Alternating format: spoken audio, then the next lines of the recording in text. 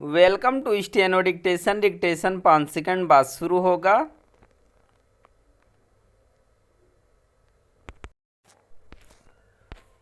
Start.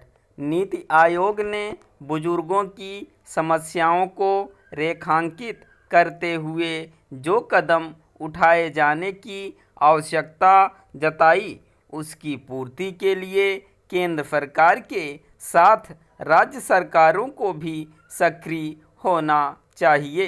निस्संदेह भारत एक युवा आबादी वाला देश है, लेकिन यह भी एक तथ्य है कि धीरे धीरे बुजुर्गों की आबादी बढ़ रही है। नीति आयोग के एक आकलन के अनुसार वर्ष 2050 तक 60 से अधिक आयु वाली आबादी आज के मुकाबले करीब 9% बढ़कर 19% हो जाएगी। सबसे अधिक आबादी वाले देश में यह जनसंख्या अच्छी खासी होगी। चूँकि भारत में सामाजिक सुरक्षा की कोई ठोस योजनाएं नहीं हैं, इसलिए बुजुर्गों की समस्याएं बढ़ रही हैं। बहुत कम वरिष्ठ नागरिक ऐसे हैं जिन्हें गुजरे लायक पेंशन मिलती है। यह पेंशन भी सरकारी सेवाएं देने वाले बुजुर्गों को मिलती है। निजी क्षेत्र में काम करने वाले बुजुर्गों को पेंशन या तो मिलती है नहीं, या फिर वह इतनी कम होती है उसका कोई मतलब नहीं। वास्तव में वह ऊँट के मुंह में जीरा बराबर भी नहीं होती। इससे संतुष्ट नहीं हुआ जा सकता कि राज्य सरकारें कमज़ोर आर्थिक स्थिति वाले बुजुर्गों को प्रति माह कुछ पैसा देती हैं, क्योंकि वह बहुत ही कम है। अपने देश में एकल परिवारों की बढ़ती संख्या के चलते अब बुजुर्गों की पहले जैसी देखभाल नहीं हो पाती। बुजुर्ग केवल एकाकीपन का ही सामना नहीं करते, बल्कि आर्थिक तंगी से भी जूझते हैं। कम से कम वे तो अवश्य ही जूझते हैं जिन्होंने असंगठित क्षेत्र में काम किया होता है। बुढ़ापे में उनके पास आय का कोई जरिया नहीं होता।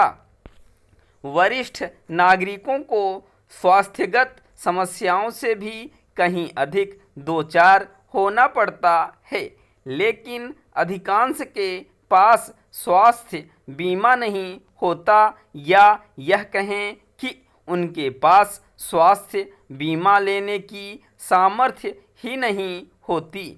ऐसे में यह समय की मांग है कि प्रधानमंत्री जन आरोग्य योजना के दायरे में पूरी बुजुर्ग आबादी को शामिल किया जाए, जो बुजुर्ग अपनी बचत से होने वाली आय पर निर्भर हैं। ब्याज दरों में उतार चढ़ाव के चलते उनकी आय प्रभावित होती है और कभी कभी तो वह उनके जीवन यापन के लिए अपर्याप्त हो जाती है। नीति आयोग ने बुजुर्गों की जमा रकम पर ब्याज दर की तर्कसंगत सीमा तय करने और रिवर्स मॉर्गेज के नियमों में बदलाव करने के साथ सीनियर केयर होम्स बढ़ाने के जो सुझाव दिए, उन पर प्राथमिकता के आधार पर ध्यान देना चाहिए। यह ठीक नहीं कि नीति आयोग ने यह पाया कि हाउसिंग सोसाइटियां वरिष्ठ नागरिकों को ध्यान में रखकर नहीं बनाई जाती। अपने देश में जिस अनुपात में वरिष्ठ नागरिकों की आबादी बढ़ रही है, उस अनुपात में वृद्धावस्था आश्रम और सीनियर सिटीजन केयर होम्स नहीं बन रहे हैं। बुजुर्गों की चिंता सरकारों के साथ समाज को भी करनी होगी, क्योंकि नीति आयोग के अनुसार 19% बुजुर्ग या तो तलाकशुदा हैं या फिर उनके घर वालों ने उन्हें अलग कर दिया है। स्टॉप।